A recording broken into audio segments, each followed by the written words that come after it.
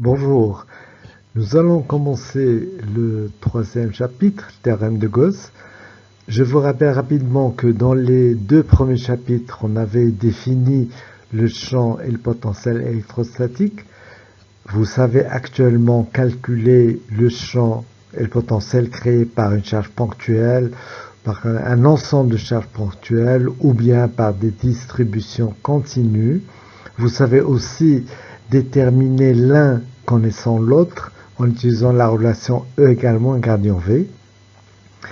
Et maintenant, on va découvrir ce théorème de Gauss qui va nous permettre de déterminer le champ électrostatique d'une autre façon. Alors, ce chapitre va être découpé du point de vue des vidéos en 5 vidéos, plus ou moins courtes. Celle-ci est assez longue, prendra une demi-heure. Puis ensuite, on fera des vidéos courtes d'une dizaine de minutes ou même moins. Ça sera essentiellement des exemples. Mais pour le moment, donc on va énoncer le théorème de Gauss. Après avoir défini la notion d'angle solide et la notion de flux électrostatique. Alors, on va commencer pour définir l'angle solide. On va d'abord avoir besoin de dire ce que c'est qu'une surface ouverte et une surface fermée. Bon, une surface ouverte, c'est une surface qui va posséder deux faces qui s'ouvrent vers l'extérieur. Par exemple, lorsque vous prenez une feuille de papier, même recourbée, elle définit une surface ouverte, hein, et elle a deux faces. Bien. Bon, à droite, on a représenté, si vous voulez, une surface fermée. C'est une surface où on peut définir un intérieur et un extérieur. Et donc, elle possède une seule face. C'est, par exemple, le ballon de foot. Vous voyez, la surface du ballon est une surface fermée, puisqu'il y a l'intérieur et un extérieur. Ce qui n'était pas le cas avec la feuille de papier. Alors, voilà pour une surface. Maintenant, on va définir aussi un vecteur surface, et même un vecteur pour commencer, le vecteur élément de surface. Bon, une surface élémentaire, vous savez que c'est ds, une surface qui est très petite, on va dire, qui est envers 0. Et le vecteur ds, c'est un vecteur qui est perpendiculaire à cette surface-là. Enfin, très exactement, le vecteur ds est égal à ds fois n. N, c'est le vecteur normal. Alors voilà, c'est ici, n est un vecteur perpendiculaire à la surface. Alors, quelle est l'orientation de n? Eh bien, son orientation est quelconque dans le cas d'une surface ouverte. Enfin, quelconque, j'entends par là qu'il y a deux possibilités, puisque la direction est fixée. Alors, il y a donc deux possibilités pour le sens. Et bon, on va à chaque fois dire ce que c'est. Par contre, pour une surface qui est fermée, le sens de la normale est défini pour tout le monde. C'est une convention. Tout le monde s'accorde à dire que le vecteur normal pour une surface fermée va de l'intérieur vers l'extérieur. Okay.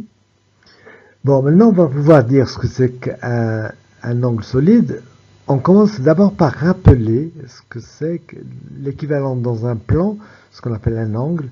Donc, vous voyez, lorsque vous avez deux demi-droites qui sont concurrentes en un point, ça vous définit une portion du plan, c'est ce qui est en gris ici. Et cette portion-là va être caractérisée par un angle.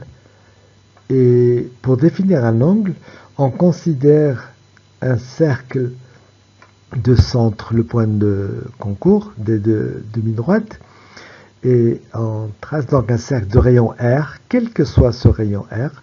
Ce cercle va vous définir un arc de cercle avec les deux points A et A', et l'angle est défini comme étant la longueur de l'arc A' divisé par le rayon. Alors, le rayon, vous pouvez prendre ce que vous voulez, hein. Vous pouvez prendre un rayon plus grand, par exemple, R', ça va vous définir un arc de cercle BB', et BB' sur R', va être égal à A' sur R, puisqu'il s'agit du même angle alpha. Hein, c'est une caractéristique de cette portion du plan. Alors, cette grandeur alpha est une grandeur sans dimension, mais elle a une unité qui est le radian. Alors, faites bien attention, s'il vous plaît, de ne pas confondre dimension et unité. La dimension est quelque chose qui est intrinsèque à une grandeur. Ça fait partie de la grandeur. Vous avez des choses comme la longueur ou la masse ou le temps. Ce sont des dimensions, alors que l'unité dépend de vous. Autant la longueur ou la masse d'un objet, bon, elle est ce qu'elle est, ça ne dépend pas de vous. Mais pour lui donner une valeur, ça va dépendre. Vous allez la comparer à quelque chose, et donc vous allez choisir un système d'unité. Par exemple, une longueur qui fait 23 cm, enfin qui fait 23, alors c'est 23 cm, mais vous pouvez aussi dire que c'est égal à 0,23 mètres. Vous voyez, ça dépend de vous. C'est vous qui choisissez l'unité. Bien, écoutez, on va faire l'équivalent de ça, mais dans l'espace. On va se placer dans un point de l'espace et on va tracer un cône. Donc ça va nous définir une région de l'espace, une portion de l'espace, et on veut la caractériser. Eh bien, on va la caractériser par l'équivalent d'un angle, ce qu'on appelle ici un angle solide. Pour cela, on va tracer non pas un cercle, mais donc une sphère, puisqu'on est dans l'espace, une sphère de rayon R. Cette sphère a pour intersection avec le cône une surface qu'on appelle sigma. Et le rapport sigma sur r au carré est ce qu'on appelle l'angle solide oméga. Cet angle solide est donc caractéristique de ce cône. Vous pouvez, au lieu de prendre la sphère de rayon R, vous pouvez prendre une sphère, par exemple ici plus petite, une sphère de rayon R'. Elle va vous découper ici une surface sigma prime, et sigma prime sur R' au carré, c'est toujours oméga. D'accord? L'angle solide est caractéristique du cône, puisque c'est caractéristique de cette portion de l'espace. Alors de même, c'est une grandeur qui est sans dimension, hein, c'est le rapport de deux longueurs au carré, mais ça a une unité. Ici, l'unité, c'est le stéradian. Voilà, ici on résume les choses. Donc à gauche, vous avez un angle, ce que vous connaissez. À droite, il y a l'angle solide. Très bien. Alors maintenant, on va définir l'angle solide élémentaire, c'est-à-dire qu'on va considérer une surface quelconque ds, vous voyez, avec une certaine orientation n, vecteur normal, et on va prendre un point quelconque, et de ce point, on va vers les extrémités de la surface, et ça nous définit donc un cône, et donc une région de l'espace, une portion de l'espace, caractérisée par une valeur d'oméga, et on voudrait exprimer ce d'oméga. Alors pour commencer, on va se rappeler comment on avait défini d'oméga. On va considérer une sphère qui passe par M, donc une sphère de rayon OM. Elle va définir, il y aura une intersection avec le cône, cette intersection on va l'appeler d sigma. Et l'angle solide sera par définition d sigma sur r au carré.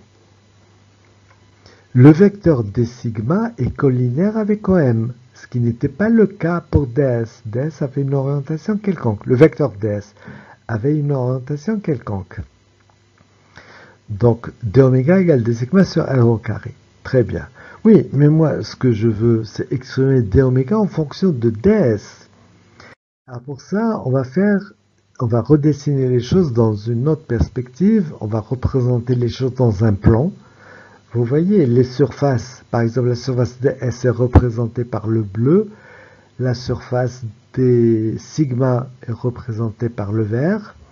Vous avez ici les deux vecteurs, ds et d sigma. On rappelle que d'oméga c'est d sigma sur r au carré. Alors, comment faire intervenir ds? Et bien ici, on voit bien que ds, c'est si vous voulez, d sigma plutôt, c'est la projection de ds sur la sphère, la grande sphère là, qui contient d sigma. Alors une projection, ça on sait faire, on sait écrire ça mathématiquement. D'abord, on va peut-être faire un petit dessin pour voir cette projection. Vous voyez les deux surfaces. Vous prenez chaque point de la surface bleue, ds, et vous le projetez sur des sigma. Donc voilà, vous tracez la perpendiculaire et ça va vous donner donc votre d sigma. Alors mathématiquement, quand on veut projeter un vecteur sur une direction, c'est un produit scalaire. Bon, ici, on projette un vecteur sur une surface, c'est-à-dire en fait, on le projette sur le vecteur qui est normal à cette surface en ce point-là. Ce vecteur normal, on l'appelle U, et donc, le vecteur normal à sigma, hein, on l'appelle U. Le vecteur normal à ds, on l'appelle N. Et donc, la projection, ça va être ds. Vecteur ds scalaire U, et comme vecteur ds et U font un angle θ, comme vous voyez sur la figure, eh bien, le produit scalaire va nous donner ds cosinus θ. Ce qui fait que l'angle solide élémentaire, dω, eh bien, ça sera, c'était d sigma sur r au carré, ça devient donc ds cosinus θ sur r au carré. Ce qu'on pourra d'ailleurs écrire, sous forme de produit scalaire. Ds cosinus θ, ce n'est jamais que le vecteur ds scalaire vecteur u. Okay? Sur r au carré, ça nous donne dω. Voilà donc l'angle solide élémentaire. Ce qu'on peut ajouter avant de voir le flux, c'est que si maintenant, au lieu d'avoir une surface élémentaire, on a une surface finie, et qu'on se demande sous quel angle on voit cette surface finie à partir d'un certain point O, bon ben maintenant vous devinez ce qu'on va faire, parce qu'on fait toujours ça. On va prendre la surface S, et on va la décomposer en une infinité de surfaces élémentaires. Chaque surface élémentaire va donner lieu à un angle solide élémentaire, et l'angle solide total, oméga, va être la somme, donc ici c'est une somme sur double, puisque ça porte sur la surface, oméga sera l'intégrale de dω. Voilà. Bon, maintenant, on va parler de la notion de flux. Alors, le flux, si vous voulez, on va le définir chaque fois qu'on a un champ de vecteurs et une surface. Et c'est grosso modo le champ multiplié par la surface. Alors ici, dans ce petit dessin-là, vous voyez, vous avez une surface, on a pris un cas simple d'une surface plane qui est là, et un champ uniforme. C'est pour ça que les lignes de champ sont parallèles. Et ce dessin-là rappelle ce qui se passe lorsque vous avez des particules qui se déplacent. Nous l'avons dessiné ici, dans une canalisation, par exemple, dans un tube. Vous avez des particules qui se déplacent. Elles passent donc à travers la section qu'on appelle S ici. Alors, elles se déplacent à la vitesse V. Et on peut se demander quelle est la quantité, par exemple, de matière, quelle est la quantité de charge. Enfin, on peut se demander la quantité de volume. Enfin, la quantité de quelque chose par unité de temps, puisqu'il y a un écoulement, la quantité par unité de temps qui passe à travers cette surface. Ben, c'est ce qu'on appelle un débit d'ailleurs. Eh bien, ce débit-là va être égal au flux de quelque chose. Bon. Et donc ici, ça rappelle ces situations, bien que là, le flux électrique n'est pas un débit. Il n'y a rien qui se propage, qui se déplace dans la direction de E. Vous allez voir l'année prochaine que lorsqu'on parle d'un champ électrique, et d'ailleurs aussi d'un champ magnétique, il y a bien une propagation qui se fait à la vitesse de la lumière, mais pas dans la direction de E. Ici, dans la direction de E, il n'y a rien qui se déplace. Il n'y a ni matière, ni énergie. Parce qu'on peut parler d'un débit d'énergie. Mais là, c'est même pas le cas. Donc, il n'y a rien. Mais on fait simplement quand même, puisque si vous voulez, les schémas se ressemblent, on assimile le flux à un débit. Et dans ce cas simple, où la surface est plane et perpendiculaire aux lignes de champ, on définit le flux comme étant le produit E fois S. Voilà. Maintenant, on peut se demander, oui, mais si c'est pas le cas, je veux dire, si le champ n'est pas uniforme, si la surface S n'est pas plane, ce genre de questions. Alors, on va y répondre. Auparavant, tiens, je vais vous donner l'unité de E.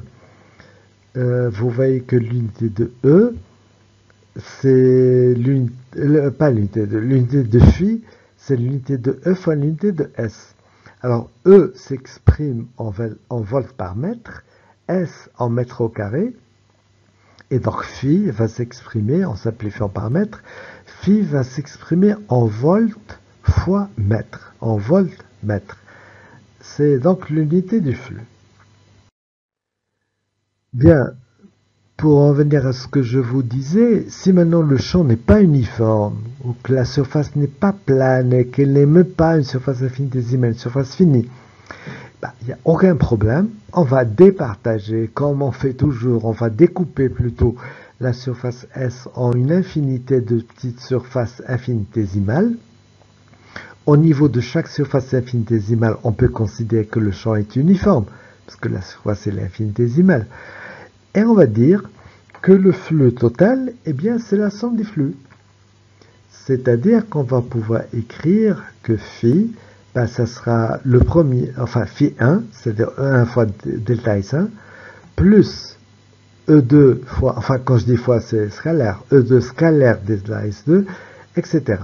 C'est-à-dire que c'est la somme des EI scalaire delta SI. Bien. Mais ce découpage que j'ai fait de la surface, c'est dans mon esprit. Donc les delta S, je peux le prendre aussi petit que je veux. Je peux les faire tendre vers 0. Et donc, dans la limite où delta S tend vers 0, cette somme continue, cette somme discrète devient une somme continue, et je remplace donc le signe sigma par le signe intégral, qui est l'intégrale double ici, puisque ça porte sur une surface. Et donc, le flux total du champ E à travers la surface S, eh bien, c'est simplement E scalaire ds. Donc voilà quelque chose dont il faudra vous rappeler. Hein. La définition du flux, c'est celle-là. Ce qui va nous intéresser, c'est essentiellement le flux à travers une surface fermée, comme vous allez le voir dans ce qui suit. Donc voilà, dans le cas d'une surface fermée, qu'est-ce qui se passe? Voilà, on dessine des lignes de champ absolument quelconques. Ok. Vous voyez, ça rentre par des surfaces élémentaires. Je vous rappelle que ds est orienté de l'intérieur vers l'extérieur, ce qui fait que les flux correspondants vont avoir des signes soit négatifs soit positifs, dépendamment si on parle d'un flux entrant ou sortant. Par exemple, vous voyez que quand le flux est entrant, il est négatif. Vous voyez, comme ce que vous avez ici à gauche, par exemple. Voilà. Ici, vous voyez que c'est un flux entrant, les lignes de champ entrent dans le corps, dans le volume, dans la surface, mais que la normale, elle dirige vers l'extérieur. Donc l'angle entre ds et E est supérieur à 90 degrés. Ça veut dire que le flux ici va être négatif. L'angle solide va être négatif aussi. La même chose, mais dans l'autre sens, ici par contre, ce sera positif, puisque le champ E sort et que ds aussi sort. D'accord? Ce qu'on appelle un flux entrant et un flux sortant. Enfin, un flux sortant, oui, c'est ça, un flux entrant et un flux sortant. Et le flux total à travers cette surface fermée, c'est comme tout à l'heure, c'est l'intégrale de E scalaire ds, ça n'y peut rien. Mais vous voyez, ce qui a changé par rapport à tout à l'heure, c'est le fait qu'on a mis sur l'intégrale le petit rond qui est là. Ça signifie que la surface est fermée. C'est simplement pour rappeler que la surface est fermée. Mais bon, le flux, c'est l'intégrale de E scalaire ds.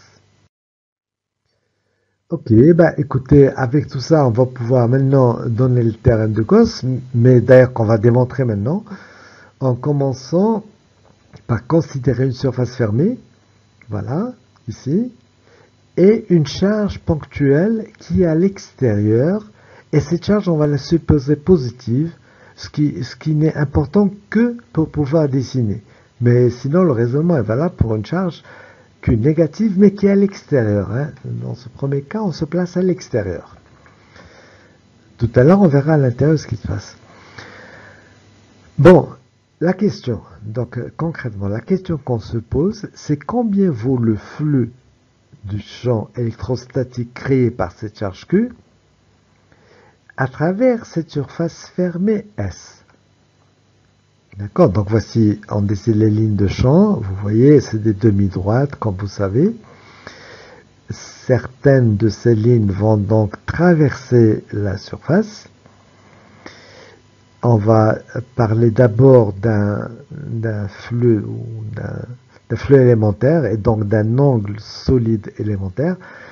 Bon, d'abord, le flux élémentaire, bon, par définition, c'est E scalaire ds, mais E, on sait bien ce que c'est.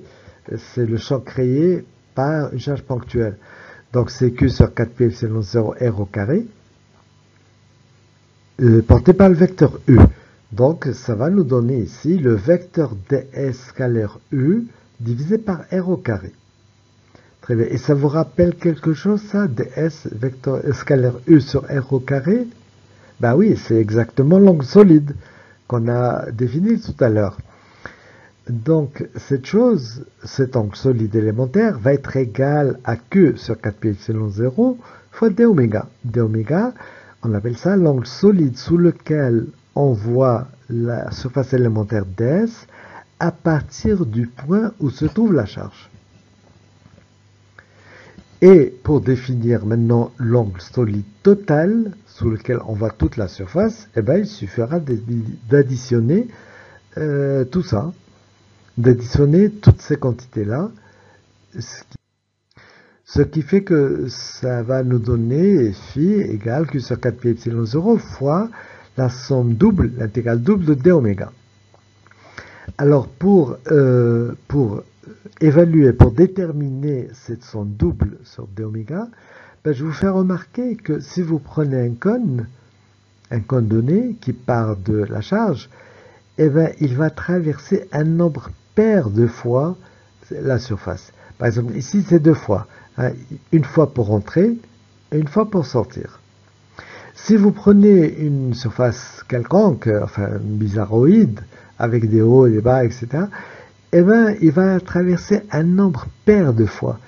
Il faut que le cône entre, puis sorte, puis entre, puis sorte. Je veux dire, chaque fois qu'il entre, il faut bien qu'il ressorte.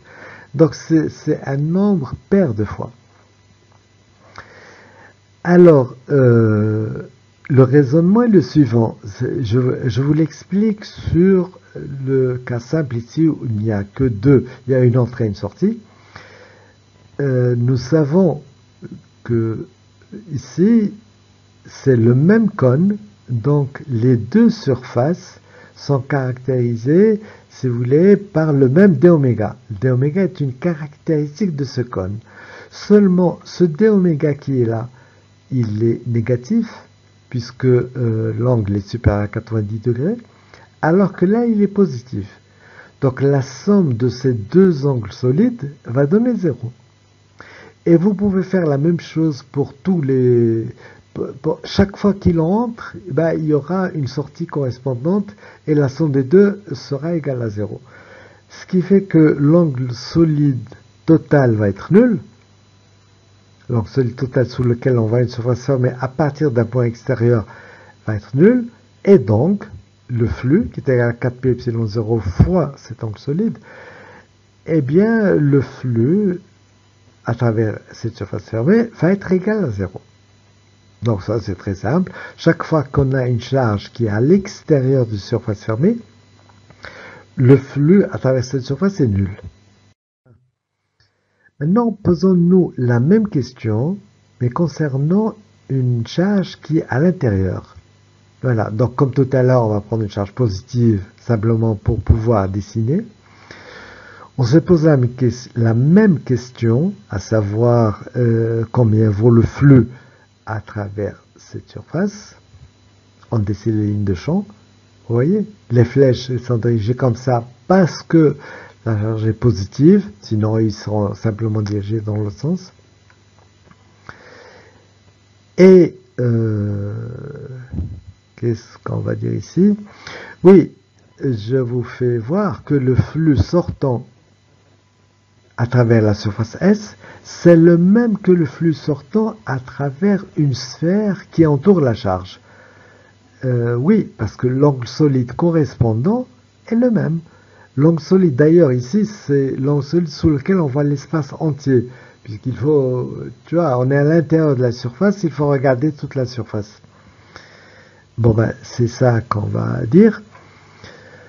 On va essayer de le calculer, après avoir dit que, donc, voilà, c'est encadré ici, que le flux sortant de S égale le flux à travers la sphère sigma, puisque les angles solides, ce sont les mêmes. Alors, pourquoi on dit ça? C'est que pour évaluer l'angle solide sous lequel on voit la sphère, ça va être très simple à calculer, beaucoup plus simple que l'angle solide sous lequel on voit la surface. Parce que la sphère, elle est... on va pouvoir faire les calculs sans problème. Mais alors, ce flux, le voilà. Le flux élémentaire, c'est E fois d sigma. Bon, ici, en vérité, le flux, c'est E scalaire d sigma. Mais les vecteurs E et d sigma, ils ont la même direction et le même sens.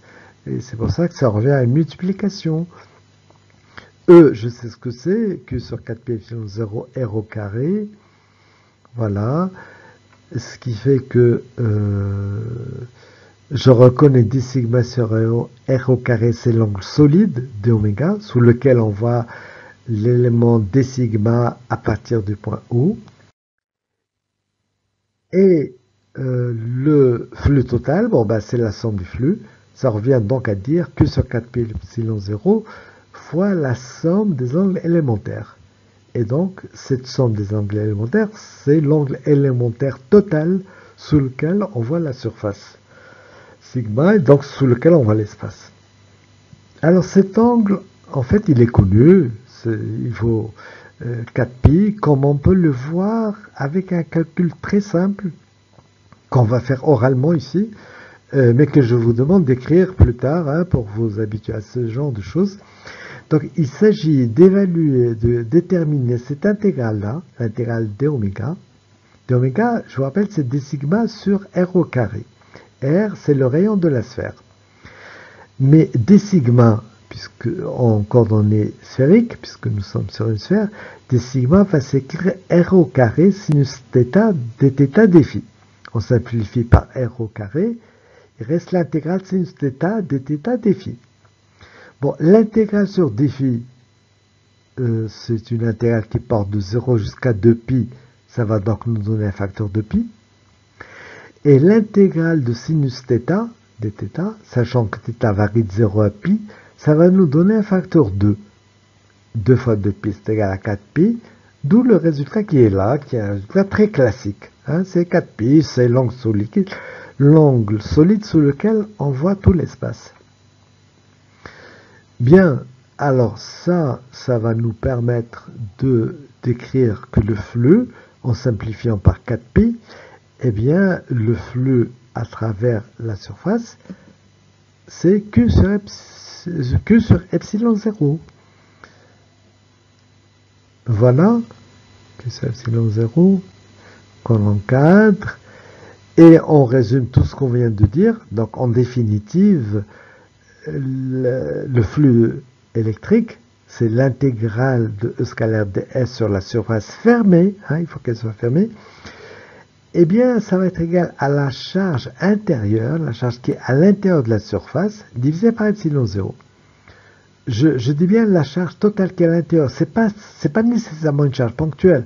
Il peut y avoir un ensemble de charges ponctuelles, puisque les flux s'ajoutent, ou même une charge qui n'est pas ponctuelle, parce que cette charge non ponctuelle, on peut la elle a décomposé en une infinité de petites charges ponctuelles. Et donc, alors, ce résultat-là, c'est ça le théorème de Gauss. On va pouvoir l'écrire ici, et je lis donc en bon français toutes les lettres. Le flux du vecteur champ électrique à travers une surface S fermée est égal au quotient par epsilon 0 de la somme algébrique des charges intérieures. Peut-être mathématiquement, on le voit encore plus rapidement et plus clairement. Le flux, donc c'est ça, l'intégrale de scalade S sur la surface fermée qu'on appelle surface de Gauss, et bien c'est égal à la somme des charges intérieures divisé par epsilon 0. Voilà, on va prendre un exemple. Par exemple, si vous prenez une petite surface là fermée qui est en gris et que vous avez un ensemble de charges, bon, il y en a 4 ici, les charges rouges, vous avez les charges Q2 et Q3 qui sont à l'extérieur et Q1 et Q4 qui sont à l'intérieur. Bon, le flux à travers cette surface-là, le flux du champ à travers cette surface-là, est égal à Q1 plus Q4 divisé par epsilon 0. Et ce résultat-là, c'est donc le flux du champ E à travers cette surface, et ce champ E, lui, il est créé pas seulement par Q1 et Q4, mais aussi par Q2, et enfin, il est créé par absolument tout ce qui existe. Il y a peut-être même des choses qui sont à l'extérieur là qu'on ne voit pas. Ce qui importe, c'est le champ total en un point de la surface. C'est d'ailleurs une chose vraiment remarquable sur laquelle je voudrais insister. Bon, d'abord, je rappelle l'énoncé. Voilà, l'énoncé mathématique. Le flux de E, eh bien, c'est la somme des charges intérieures divisée par epsilon 0. Donc, comme remarque, je vous dis que le flux, comme vous le voyez, il ne dépend que des charges intérieures. Il ne dépend pas des charges extérieures, ni de la position des charges intérieures. Il suffit qu'elles soient intérieures, internes, et ça nous suffit. Voilà. Et l'autre chose remarquable à dire, c'est que le vecteur E en un point de la surface, lui, il est, ce que je vous disais tout à l'heure, il est créé par absolument toutes les charges, qu'elles soient intérieures, extérieures, tout le monde. Le champ en un point est déterminé par l'ensemble des charges. Oui, mais le flux, lui, par contre, ne dépend que des charges internes. C'est un résultat qui est remarquable. On va pouvoir dire des choses, mais peut-être certainement vous demandez, bon, très bien, mais ok, mais ça sert à quoi de dire tout ça? Bon, évidemment, on ne va pas se limiter à dire que le flux est égal à la somme des charges intérieures divisée par epsilon 0, parce que si ce n'était que ça n'aura pas grand intérêt.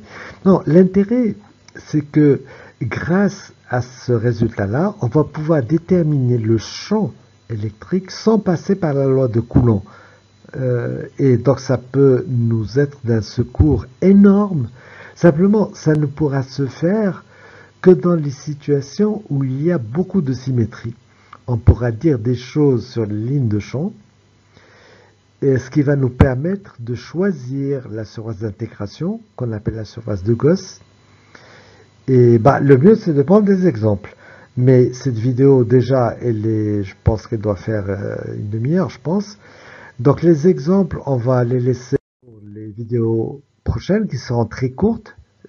On fera une vidéo pour chaque exemple.